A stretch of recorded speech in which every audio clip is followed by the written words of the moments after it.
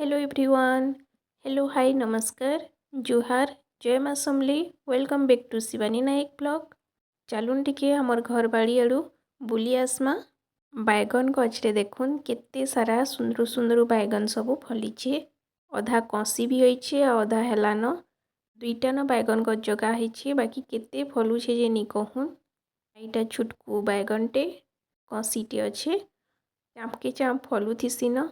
लदनु बैगन फलीचे सुंदर सुंदरटा कलिया कलियाटा देखले मनटा भरी जाऊँचे।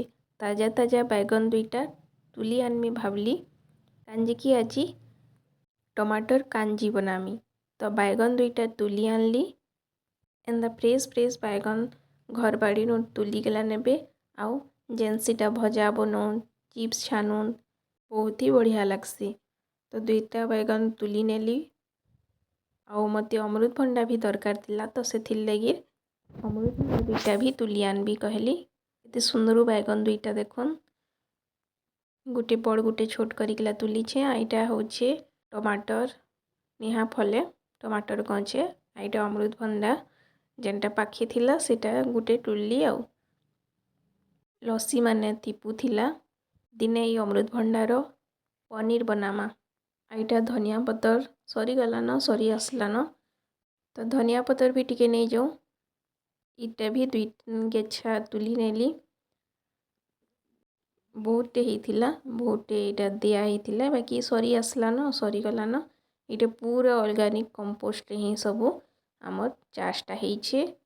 तार परे मुई देखामी आज टमाटर कांजी बनामी।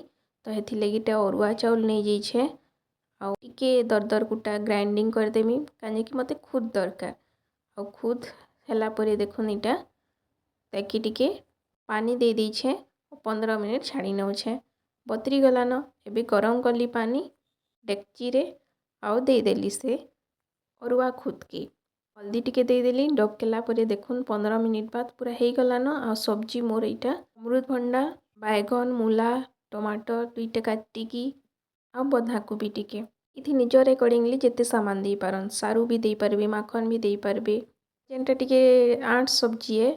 आ सब्जीर साइज सब बड़ बड़ थिबा बंधाकोबी अमृतभंडा मूला तीनटा की पहला इरे दे देली सीझी जीवा जल्दी कहीकि आ बैगनटा तो जल्दी सीझी जीसी हेतिले पछे देमी इटा पहला रु सब दे देछे बाकी गिरा पछे देमी ढाकी दे गेला इटा सीझी जीवा 5-10 मिनट।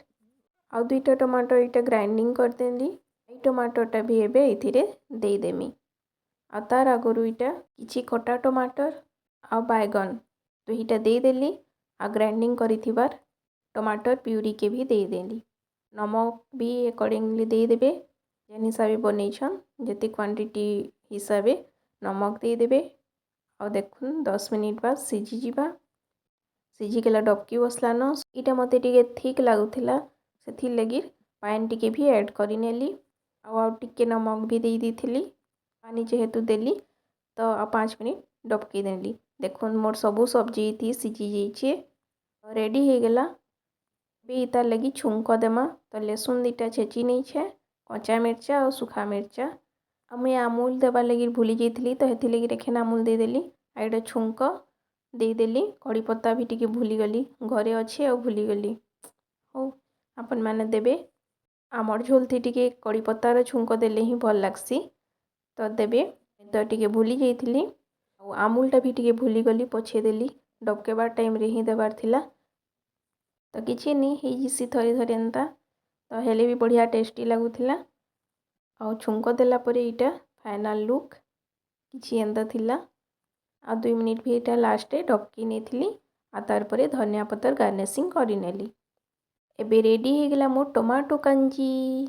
एबे टिके फूलकोबी भाजी दऊँ नॉर्मल भजाटे फूलकोबी भाजी देली हल्दी रेड चिली देकी तो इटा नॉर्मल फूलकोबी भजाटे भाजी देवी भावली आउ भाजी दौछे लो फ्लेम रे धीरे धीरे करिकला खाली तेल रे एका सिझे सिझे भाजी नेली फूलकोबी कम तेल देकला मोर फूलकोबी भजा भी रेडी हो गला। देखुन फाइनल लुक एबे बनामा मूला साग आईटा बादाम ग्राइंडिंग कला बादाम पेस्ट एबे मूला पतर सिझेकी रखिथिली हेटा देदेली।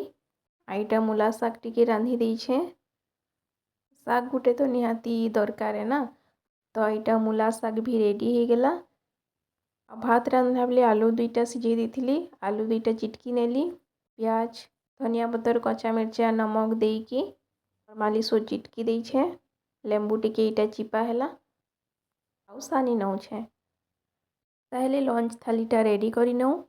गरम गरम भात रे टमाटर कांजी बढ़िया लागसी खाइबार लगी। आउ तार संगे कुबी गजा, फूलकोबी भजा, आईटा बादाम दिया मूला शाग आउ नॉर्मली आलू चिटका हैला। आजिर लंच थाली रेडी। आपण मैंने एंता टमाटर कांजी खाइछन कि नहीं जनाबी कमेंट करिकी।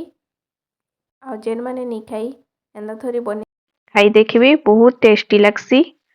आजिर लंच थाली किछि एंता थिला।